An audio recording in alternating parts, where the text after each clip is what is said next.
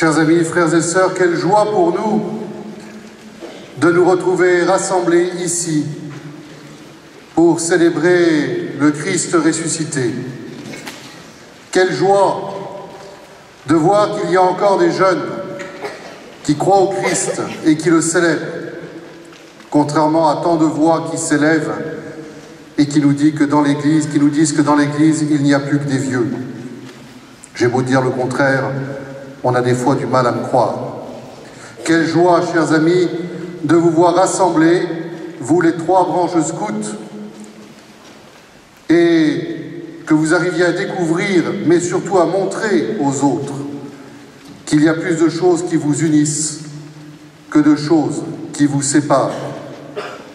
Quelle joie de nous rendre compte que celui qui nous rend tous frères et sœurs, c'est le Père du ciel. Chers amis, au début de cette célébration, je veux d'abord vraiment remercier ceux qui sont les artisans de cette journée. Vous, les responsables, qui avez travaillé des mois durant pour que cela se passe. Vraiment, merci à vous. Merci à vous, frère Jean-Michel Grimaud, et à toute la communauté des moines de Landévennec, qui, une fois de plus, nous accueillez pour ce rassemblement, presque un an après, jour pour jour, de notre rassemblement de Pentecôte 2012, mais qui ne fait pas que nous accueillir physiquement, mais je le sais, qui portait tous ces jeunes dans la prière. Quelle joie aussi être entouré des prêtres qui vous accompagnent, qui essayent de vous montrer le chemin de Dieu avec vos responsables, et que, vous l'avez manifesté tout à l'heure, vous appréciez et vous aimez. Permettez à votre évêque de vous dire qu'il est fier de vous. Voilà, je suis fier de vous regarder, peut-être que je m'en confesserai, mais je ne crois pas que ce soit un péché. Je suis fier de voir ce que vous avez réussi à faire, de voir ce que vous êtes capable de montrer au monde, de voir la fraternité qui vous unit. C'est animé de toute cette joie, de tout ce remerciement vers Dieu, que nous entrons dans cette messe. Et nous commençons par regarder notre vie. Et nous reconnaissons humblement que parfois, notre vie est vraiment en contradiction avec ce que Dieu nous propose. Nous reconnaissons que nous sommes pécheurs et nous demandons pardon à Dieu.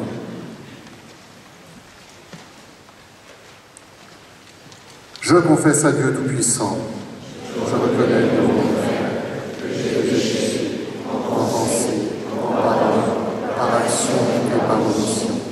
Oui, j'ai vraiment péché. C'est pourquoi je supplie la Vierge Marie, les anges et tous les saints, et vous aussi les frères, de prier pour moi, le Seigneur notre Dieu. Que Dieu Tout-Puissant nous fasse miséricorde, qu'il nous pardonne nos péchés, qu'il nous conduise à la vie éternelle.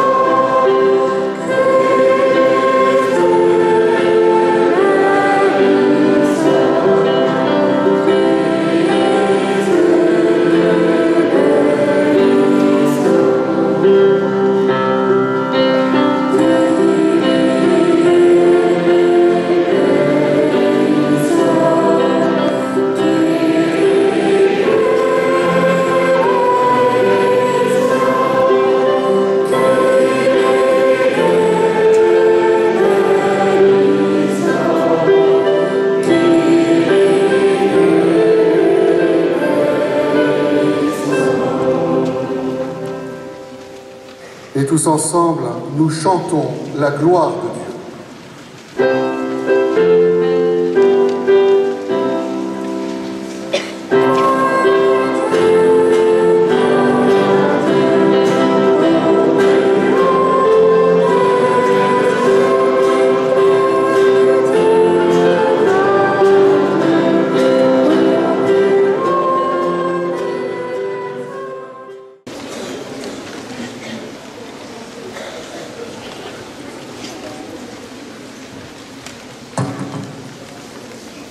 Lecture du livre Les Actes des Apôtres. Les apôtres comparaissaient devant le bon conseil. Le grand prêtre les interrogea. Mais eux, en sortant du grand conseil, repartaient tout joyeux d'avoir été jugés dignes de subir des humiliations pour le nom de Jésus. Parole du Seigneur.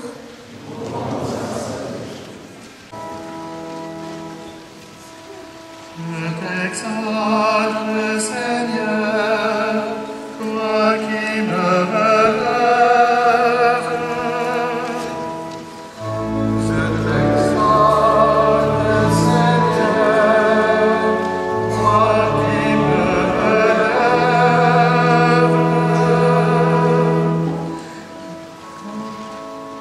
Quand j'ai crié vers toi, Seigneur, mon Dieu, tu m'as guéri.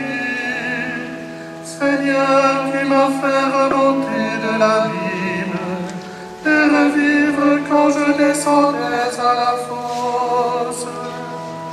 Mon cœur ne se taise pas, qu'il soit en fête pour toi, et que sans fin, Seigneur mon Dieu, je te rende grâce.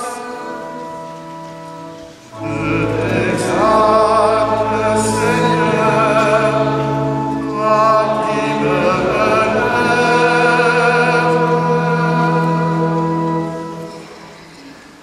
Lecture de l'Apocalypse de Saint Jean. Moi, Jean, dans ma vision, j'ai entendu la voix d'une multitude d'anges qui entouraient le trône, les vivants et les anciens. Ils étaient des millions, des centaines de millions. Ils criaient à pleine voix. Lui, l'agneau immolé, il est digne de recevoir puissance et richesse, sagesse et force, honneur, gloire et bénédiction.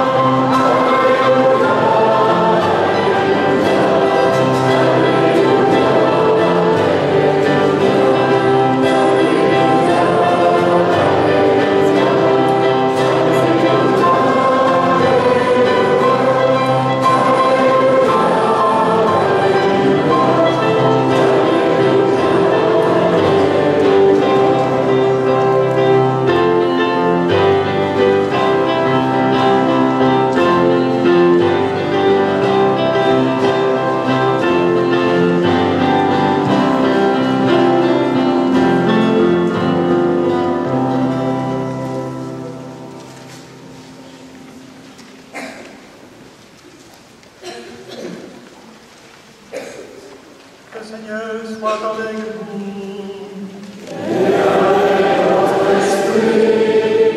Évangile de Jésus-Christ selon saint Jean. Gloire à toi, Seigneur. Gloire à toi, Seigneur Jésus.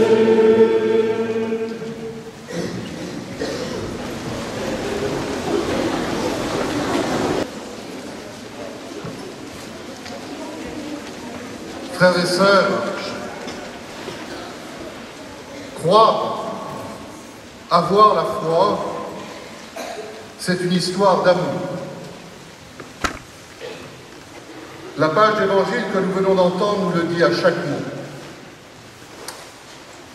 Pour bien le comprendre, je voudrais d'abord vous rappeler quand et comment ce moment de la vie de Jésus s'est déroulé.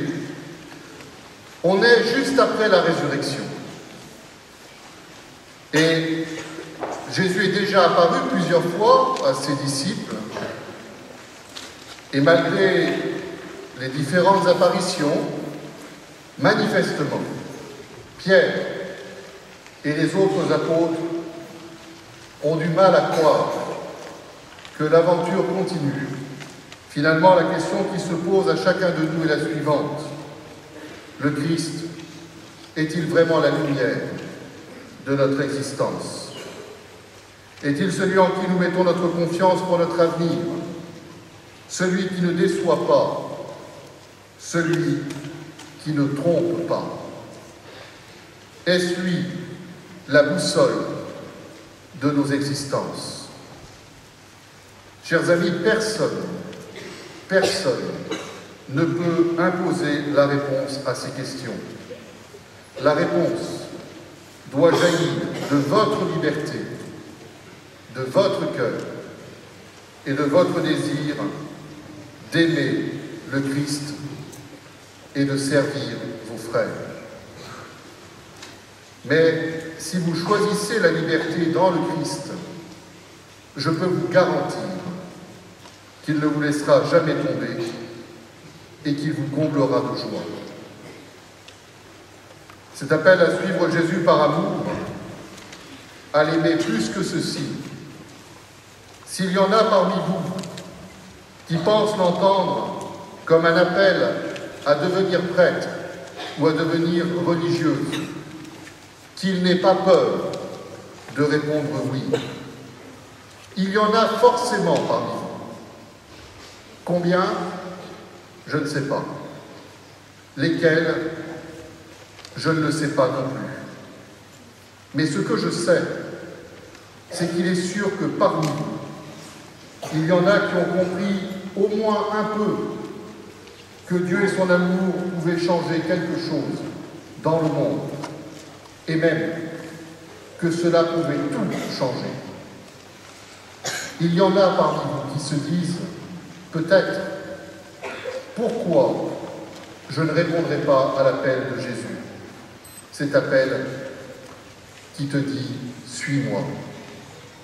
J'assure que ceux qui accepteront cette invitation n'auront pas à le regretter. Chers amis, soyons dans la joie, parce que vous savez que le Christ vous aime et qu'il vous propose de donner sens à votre vie. Soyez dans la joie, parce qu'il nous propose de nous reconnaître frères et sœurs, que Notre-Dame des Éclaireurs nous aide à le reconnaître et à le suivre. Amen.